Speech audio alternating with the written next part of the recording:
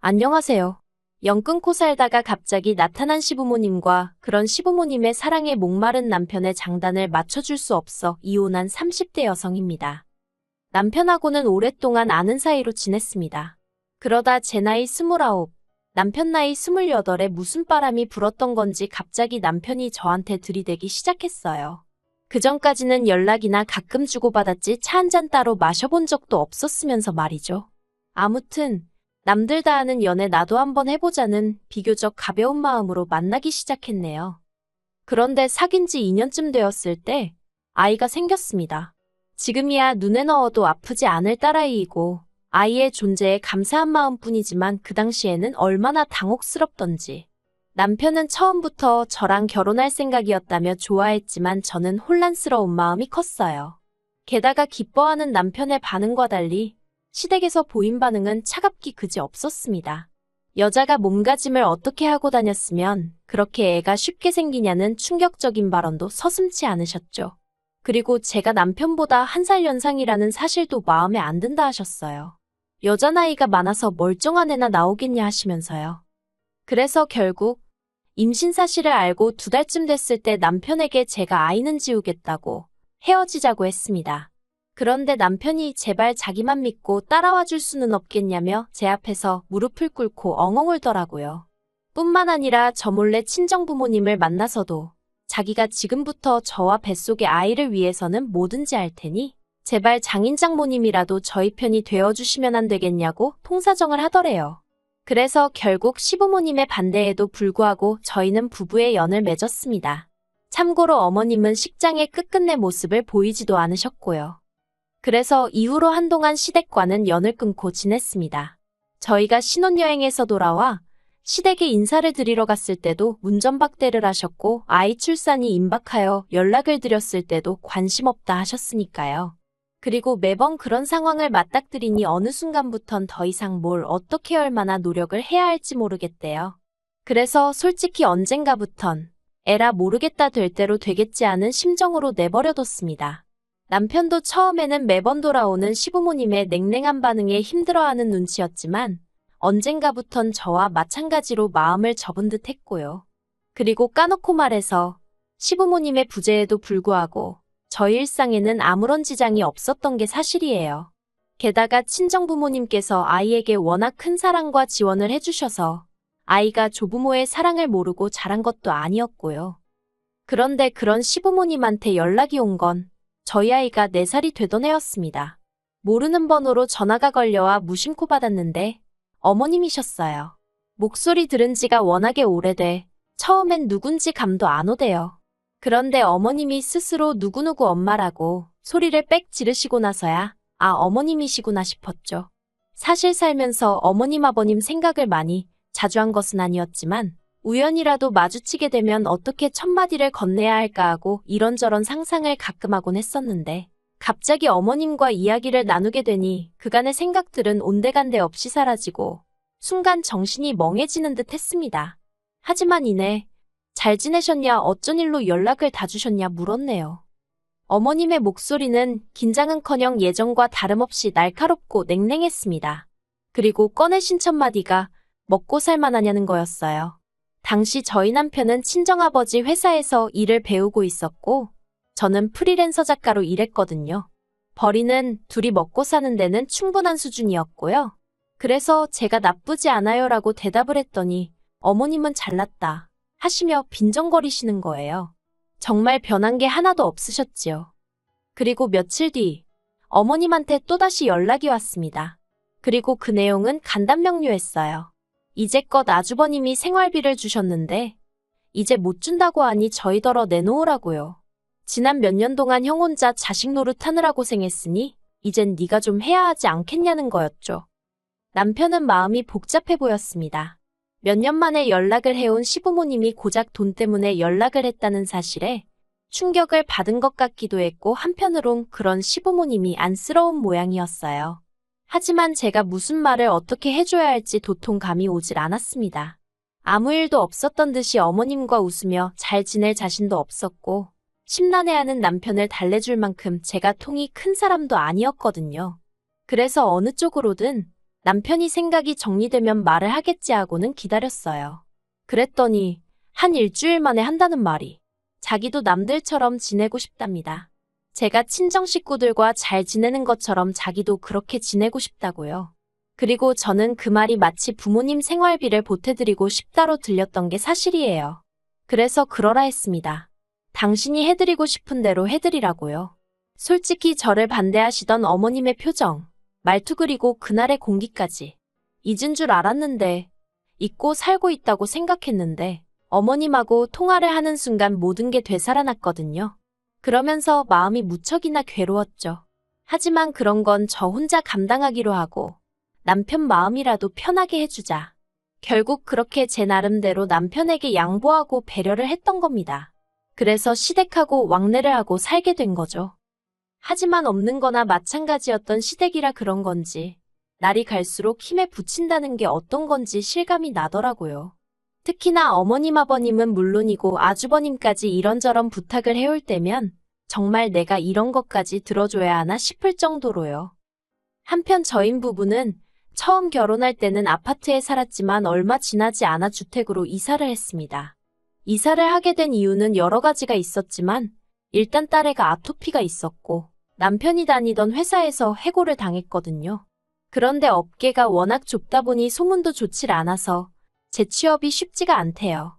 그리고 그 사실을 알게 되신 친정아버지가 남편을 거둬주셨습니다. 그리고 친정아버지가 운영하시던 공장은 서울에 있지 않았거든요. 그래서 친정아버지 공장에서 멀지 않으면서 아이가 자라기에 불편하지 않을 정도의 동네를 골라 작은 집을 지었습니다. 2층짜리 주택으로 손녀를 위한 거라며 친정아버지가 목돈을 보태주셨고 이후로는 벽지 하나 장판 하나 제 손길이 미치지 않은 곳이 없었을 만큼 공을 들여 지은 집이었지요. 그런데 어머님과의 연락 이후로 얼마간 흘렀을 때였어요. 어머님이 대뜸 집은 언제 보여줄 거냐 물으셨는데 솔직히 저는 집까지 공개할 만큼은 마음의 준비가 되어 있지 않은 상황이었거든요. 하지만 남편은 달랐던 모양입니다. 뭐랄까, 나름대로 인정을 받고 싶은 눈치였죠. 그리고 그래서인지 남편은 우리가 얼마나 열심히 살았는지 보란듯이 보여주자면서 저를 설득하려 들대요. 그리고 결국 그렇게 시부모님이 저희 집에 오셨습니다. 아주버님네 식구들까지 전부 다 대동하고 말이에요. 그런데 어쩜 아무리 아들 집이라지만 엄연히 남의 집인데 그래도 그렇지 누구 한 명 뭐 하나 사들고 온 사람이 없었습니다. 저는 그래도 나름대로 시댁 식구들이 온다는 생각에 마음이 쓰여서 이것저것 음식도 만들어두고 한 상황이었는데 말이죠. 게다가 다들 짝이라도 한 건지 빈손으로 와서는 집안은 또 어찌나 꼼꼼히 둘러보는지 누가 보면 저희 집 사러 온 줄 알겠더라니까요. 그래도 좋은 게 좋은 거다 생각하고 싫은 티 내지 않고 있었어요. 그리고 식사를 하면서 이런저런 이야기를 나누게 되었는데요. 어머님이 대뜸 이 집은 누가 샀냐, 누구 명의로 되어 있냐 그런 걸 물어보시더라고요. 그리고 저는 제 명의로 되어 있지만 친정아버지가 많이 도와주셨다고 대답하려고 했어요. 그게 사실이었으니까요. 그런데 남편이 자기 명의고 자기가 번 돈으로 샀다고 그러는 겁니다. 깜짝 놀랐어요. 생전 거짓말이라곤 못하는 사람인 줄 알았는데 아무렇지도 않게 그런 소리를 해서요. 하지만 이내 그래 어머님 아버님 앞이라 잘 보이고 싶어서 그러나 보다 하곤 별말은 안 했습니다. 그리고 이후로 어머님이 남편한테 직장 다니는 건 어떻냐 이런저런 이야기를 물어보시면서 하시는 말씀이 아무리 사위라도 사위는 백년손님이니 친정부모님이 막대하지 못하게 하라나요. 그래서 이때는 제가 아무리 사위라도 직장에서는 부하 직원이니 제가 친정부모님께 뭐라 말씀드릴 게 못 된다고 한마디 했고요. 그리고 얼마 후 시부모님이랑 아주버님네가 이제 그만 가봐야겠다며 일어나는데 남편이 부랴부랴 방에서 지갑을 가지고 나오더니 시부모님 손에 흰 봉투 하나 그리고 시조카 손에 또 봉투 하나를 들려주대요. 저랑은 전혀 상의된 일이 아니라서 당황스러웠는데 더 당황스러웠던 건 그 자리에서 봉투를 열어보는 어머님의 모습이었습니다. 게다가 옆에 계시던 아버님은 줄 거면 따로 줘야지 왜 같이 주냐며 투덜거리시더라고요. 아무튼 그렇게 사람들이 돌아가고 남편한테 제가 좀 전에 있었던 일을 따졌어요. 진명이는 왜 거짓말을 하고 돈을 드릴 생각이었으면 적어도 나랑 상의는 했어야 하는 거 아니냐 했죠. 그랬더니 남편이 하는 말이 몇 년 만에 연락된 가족들인데 아들이 자기 명의로 된 집 하나 없다고 하면 얼마나 한심하게 보겠냐입니다. 그리고 용돈은 몇 년 동안 자식 노릇도 못했는데 한 번 드릴 수도 있는 거지 뭘 그런 걸 따지냐고요. 어이가 없었죠. 그래서 오늘 온 사람들 중 휴지알롤 사온 사람도 없고 우리 딸한테 말 한마디 이쁘다 귀엽다 해준 사람도 없었다. 그런데 왜 우리만 이렇게 납작 엎드려야 하냐고 화를 냈어요. 그리고 제가 남편더러 그렇게 우리 친정부모님한테 도움을 많이 받으면서도 당신이 언제 먼저 선뜻 용돈 한 번 드려봤냐 따졌습니다. 그래놓고는 시부모님한테는 그동안 뭐 자식 노릇을 못해? 당신이 우리 부모님한테는 자식 노릇한 적 있어? 하니까 자기도 좀 그랬는지 더는 말은 안 하더라고요. 그리고 그때 솔직히 왕래고나 바리고 못한다고 할 걸 안 한다고 할 걸. 그런 생각이 들어서 후회를 많이 했어요. 제가 바랬던 건 남편이 가족 문제에 있어서 마음이 편해졌으면 하는 것뿐이었는데 이건 뭐 시작부터 하는 짓이 등신마냥 끌려다니게 생겼구나 싶었거든요. 그래서 남편더러 시댁하고 왕래를 하뭐라든 당신이 알아서 하라고 했습니다. 나는 사람들이 말하는 며느리돌이 딱 거기까지만 하겠다 했죠. 그래서 이후로 1년은 시부모님 생신이나 명절처럼 나름대로 제 얼굴을 비춰야 하는 때가 아니면 남편만 보내고 그랬어요. 그리고 이것도 나름대로 서운했던 게 그런 와중에도 절대로 남편한테 애라도 데려오란 말씀을 안 하셨다는 겁니다. 며느리는 미워도 손녀는 예뻐해 주셔야 하는 거 아닌가요? 그래도 당신들 핏줄인데 말이에요. 그런데 정말 시쳇말로 얄짤없으시대요. 그러니 더더욱 시부모님에 대한 마음이 안 좋아졌던 게 사실입니다. 그런데 이런 와중에 정말 저희 시부모님이 생각이 없으신 건지 속이 없으신 건지 기도 안 차는 말씀을 하시더라고요. 얼마 안 있으면 당신들 사시는 집 전세 계약이 끝나는데 그러면 저희랑 같이 살아야겠다고 남편한테 그러시더랍니다. 그리고 남편은 이 이야기를 전하면서 2층에 방 하나 남으니까 거기로 오시라고 하면 어떨까 하는데 이건 뭐 어이가 없는 정도가 아니라 당장이라도 입에서 쌍욕이 튀어나올 것 같더라니까요. 그래서 제가 오시긴 어디로 쉬냐고 안 된다고 했어요. 내가 딱 기본만 하겠다고 하지 않았냐고. 그런데 무슨 앞가냐고 그렇게 못한다 했죠. 그랬더니 남편이 그러면 어떡하냐는 거예요. 시부모님은 이 집이 자기 명의로 된 자기 집인 줄 아시니까 그렇게 말씀하신 건데 거기다 대고 뭐라고 하냐면서요. 그래서 제가 잘못 말씀드렸다고 솔직히 털어놓으라 했습니다. 그때는 그냥 말이 헛나온 거고 실은 와이프 명이다. 거기다 장인어른이 엄청나게 보태주셔서 내가 말할 처지가 못 된다 하라고요. 그랬더니 남편이 저더러 정말 너무하다면서 이번에는 자기도 시부모님한테 인정 좀 받고 싶은데 그걸 안 도와주려는 거냐며 황당하고 어이가 없어서 말 한마디도 더는 섞고 싶지 않더군요. 그래서 너는 떠들어라 나는 모르겠다 하고 먼저 자리에서 일어났습니다. 그리고는 딱 한마디만 덧붙였어요. 어머님 아버님이 여기 이사 들어오시는 날이 당신이랑 나랑 이혼도장 찍는 날인 줄 알라고요. 그런데 남편은 제 말을 귓등으로 들은 건지 올 4월이었습니다. 그 무렵에는 어쩔 수 없이 일 때문에 서울에 나갔다 와야 하는 상황이 몇 번 있었거든요. 그리고 그날도 일 때문에 이른 아침부터 점심 무렵까지 서울에서 약속이 빼곡히 차 있었어요. 그래서 딸애는 전날 친정어머니께 맡기고 새벽 5시 반에 집을 나섰죠. 그런데 점심 약속이 캔슬이 되면서 생각보다 일찍 일정이 마무리되었습니다.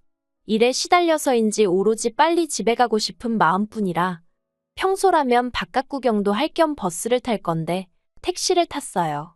그리고 거의 집에 다 도착했을 때쯤 저는 생각지도 못한 광경을 보게 되었습니다. 집 앞에 웬 이삿짐 차량이 와 있었고 보아하니 이제 막 짐을 내리기 시작한 듯 하더라고요. 그리고 그 앞에는 뭔가를 지시하는 저희 남편과 시부모님이 계셨죠. 순간 남편과 눈이 마주쳤는데 남편이 화들짝 놀라는 게 저는 신발이 벗겨지는 줄도 모르고 뛰어가 들고 있던 핸드백으로 남편을 후려쳐버렸습니다. 그리고는 지금 이게 무슨 상황이냐고 냅다 소리를 질렀네요. 그랬더니 어머님이 제 머리채를 잡으시곤 이게 미쳤냐며 뭐하는 짓이냐입니다. 그리고 솔직히 저도 머리채가 잡혔으니 아팠을 거 아니에요. 그러니 본능적으로 어머님을 밀치듯 떼어냈어요. 그러자 이번엔 다시 남편이 저더러 진정 좀 하라며. 그래서 제가 이삿짐센터 직원들한테 이거 지금 이 집으로 이사 들어가는 거냐니까 그렇답니다. 어이가 없어서 내가 집주인이라고 오늘 여기 이사 계획 없다고 했죠. 그러자 직원들도 분위기가 이상하단 걸 알아챘는지 어수선해지더니 그럼 이거 다 어떡하냐입니다. 그래서 가지고 온 주소로 돌려보내던지 알아서 하라고 했어요. 아무튼 내 집에는 못 들인다고요. 그리고는 남편더러 내 말이 우습냐고 했습니다. 어머님 아버님 모시고 오는 날 이혼이라고 하는 게 농담인 줄 알았냐고요. 그런데 그런 상황 속에서도 어머님은 저더러 네가 뭔데 내 아들 집에 내가 들어간다는데 난리냐며 저더러 꺼지라는 거예요. 그래서 제가 어머님 떨어 아드님이 말 안 하더냐고 이 집 제 집이라 했어요. 저희 친정아버지가 무지막지하게 도와주셔서 산 제 집이라고요. 그랬더니 남편이 저더러 입 조심하라면서 악을 쓰대요. 그리고는 뭐라더라. 집만 제 명의일 뿐이지 자기 지분이 왜 없냐입니다. 부부간의 명의가 무슨 소용이냐면서요. 자기도 자기 주장할 권리가 있다나 어떻다나. 말 같지도 않은 소리를 신나게 떠들더라고요. 그래서 또 너는 떠들어라 하고 내버려두곤 대문 잠궈버렸어요. 그리고는 경찰 부르기 전에 전부 다 눈앞에서 사라지라 했죠. 그런데 이후로 어머님 아버님은 결국 그 짐을 다 싣고 아주버님네로 가셨는데 이제 아주버님 처 그러니까 형님이 난리가 났던 모양이에요. 남편 말이 저 때문에 그 집도 지금 이혼한다 소리가 나왔다며 형수가 저를 가만 안 둔다고 벼르고 있다나요? 그래서 저도 자기가 가만 안 두면 별 수 있냐 받아쳤어요. 그러자 남편이 한다는 말이 언제까지 어머님 아버님한테 그렇게 꽁에 있을 거냐입니다. 세월도 흘렀고 이제 우리도 자식돌이 하면서 살아야 할 것 아니냐면서. 그래서 받은 사랑이 없는데 도리는 못하러 해야 하는지 모르겠다고 했네요. 막말로 당신이야 어머님 아버님이 낳아주고 키워주시기라도 했지. 나는 돈 1,000원 받아본 것도 없고 그렇다고 며느리로 인정을 받은 것도 아닌데 내가 이제 와서 뭐가 아쉽다고 그러겠느냐고요. 그리고는 남편더러 그렇게 아들 노릇하고 싶으면 내 남편 노릇, 당신 딸 아빠 노릇은 포기하라니까. 그러겠답니다. 솔직히 이때는 저도 충격이 컸어요. 남편 노릇이야 홧김에 때려친다 해도 어떻게 아빠 노릇도 그만두겠다고 하는 건지. 하지만 뭐 늦게라도 효자 아들이 되고 싶다는데 제가 무슨 수로 말리나 싶대요. 그래서 깔끔하게 협의 이혼했고 모든 게 마무리가 되자 친정아버지가 남편을 해고하셨습니다. 남편이 저희 아버지더러 장인어른은 공과사도 구분을 못하시냐 악을 썼는데 저희 친정아버지가 공과사고나 바리고 내 딸 가슴에 대못질한 놈한테는 10원짜리 하나도 아깝다며 막말로 너가 무슨 잘난 인재도 아닌데 내가 너깟 거를 왜 데리고 있어야 하냐고 듣자 하니 아주 자존심을 갈기갈기 찢어놓으셨더라고요. 어휴, 이제 지 밥벌이도 못할 텐데 효자 노릇은 무슨 수로 하려나 궁금하네요.